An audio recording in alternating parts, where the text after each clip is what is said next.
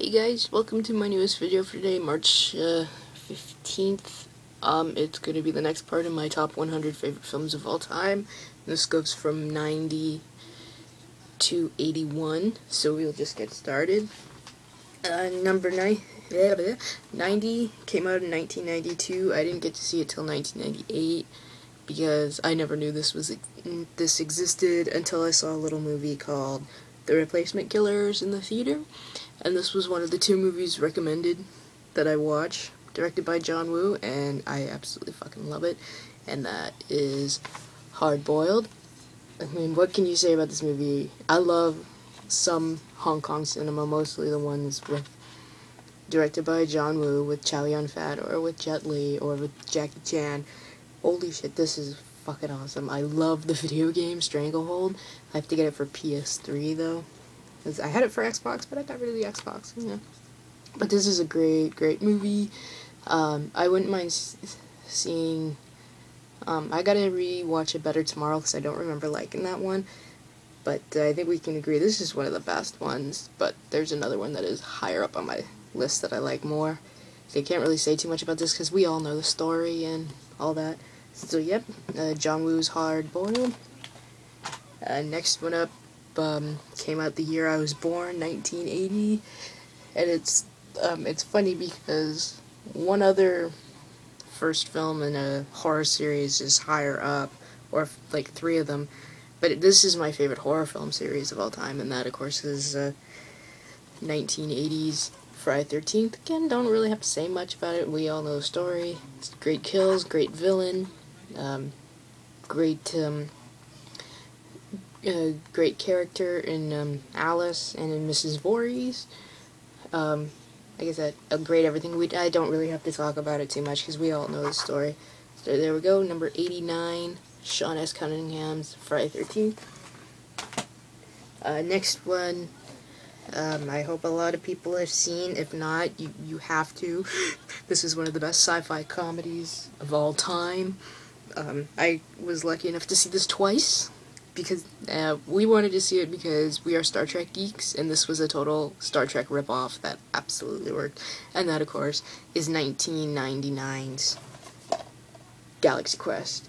You so have to see this if you haven't seen it. It is so Star Trek in every way, but it doesn't imitate Star Trek. It's a great movie, got great cast.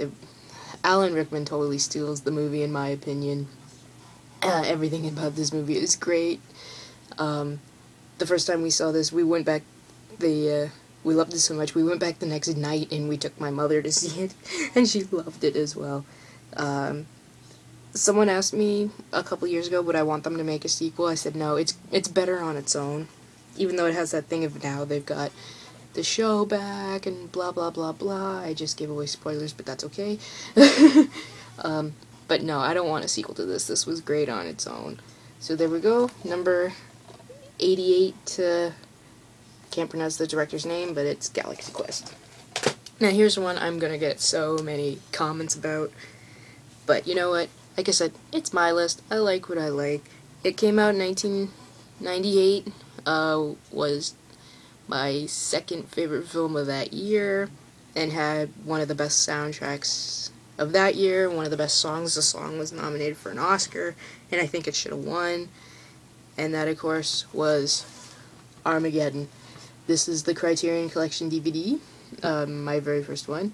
And we all know the story on this movie. I don't really have to go into it, but you know what? I love Michael Bay's movies, and anything to do with Bruce Willis saving the world, I'm there. But yeah, I've always loved this movie. My parents love this movie. So I don't care what anybody says about it. I love it. It's on my list, so bite me.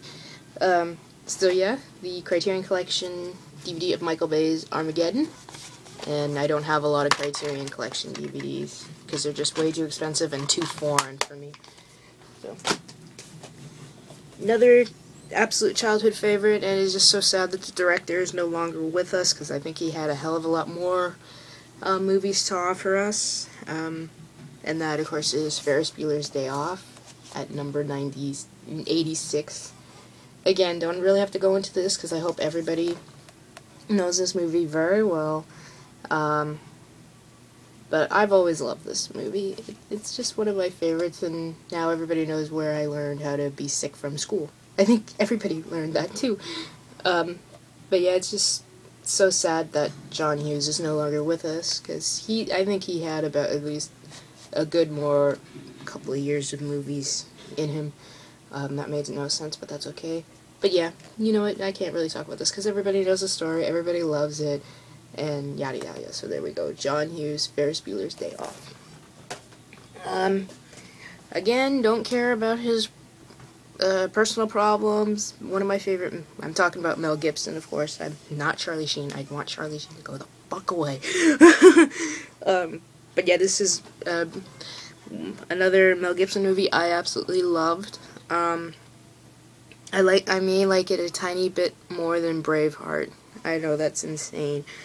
And got to see this in the theater back in 2000. And it's one of my favorite Roland Emmerich movies, and that is The Patriot. This is the extended cut, which makes it almost 3 hours long. But I have always liked it. I like Civil War movies, and I thought this was really, really good. Has Heath Ledger in it, and this is basically the movie where I fell in love with him. And Jason Isaacs, oh my god, he can play a villain so great. I mean, I don't know if, like I said, I got to see this in the theater, and when, spoilers, when he kills Jason Isaacs, there was like this big, humongous scream, cheer, whatever, in the theater. And that's how great Jason Isaacs was, that you actually have the audience cheer when he gets killed. A lot of people in this movie I know. Chris Cooper. The Russian, or not Russian. He's Russian in another film. The French guy in this I've always liked. I just can't pronounce his name.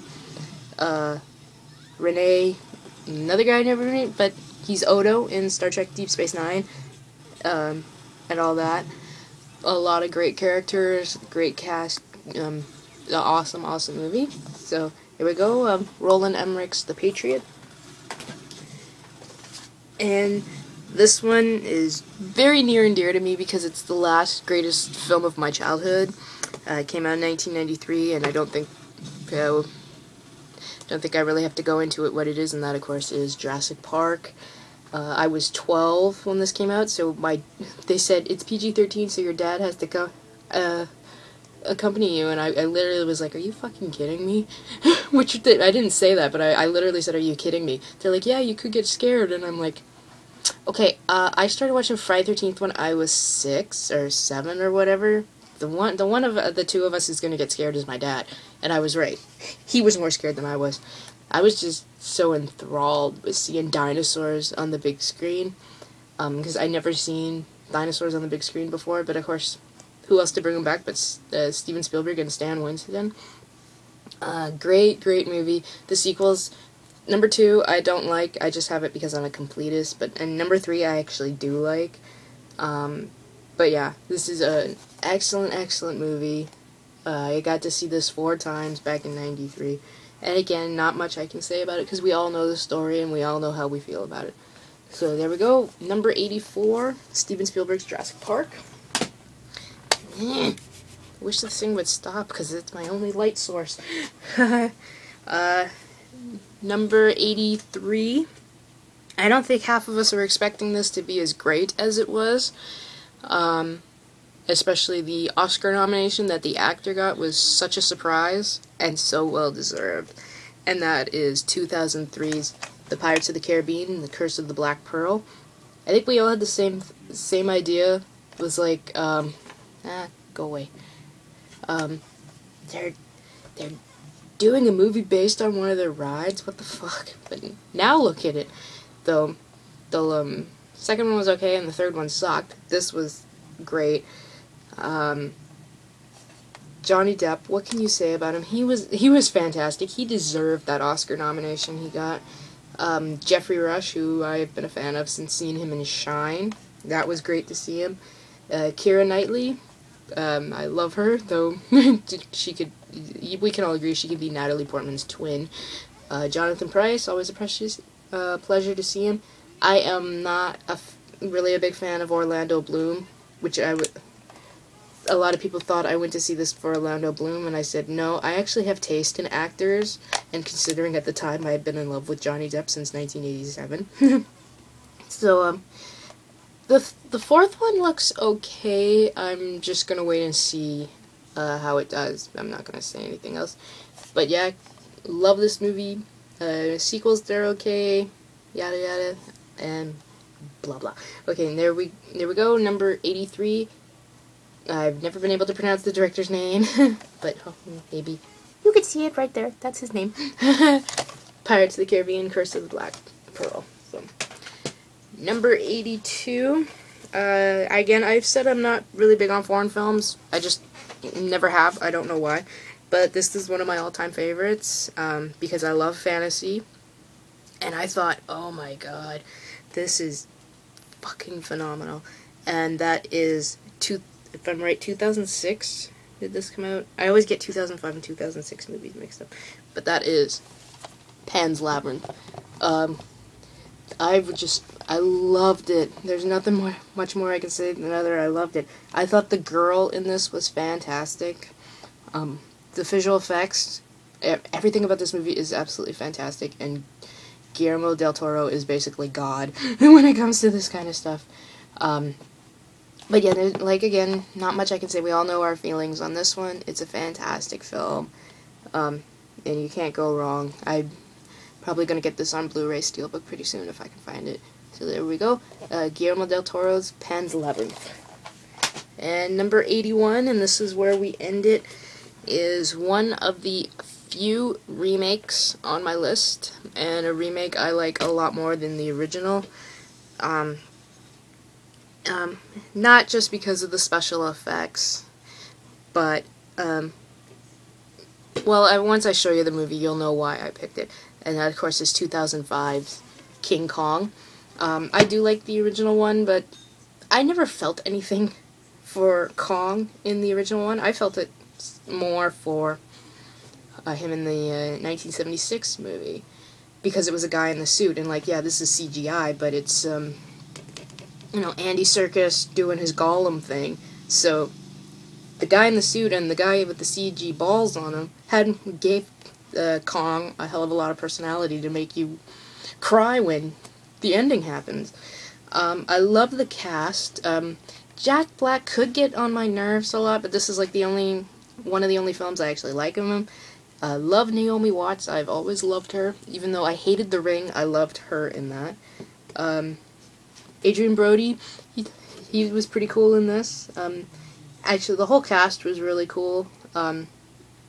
So this is the extended edition, and it's kind of hard to pick which is better, the extended or the one that was released theatrically. It's kind of like it's one of those thin lines where both are really great. So there we go, Peter Jackson's King Kong.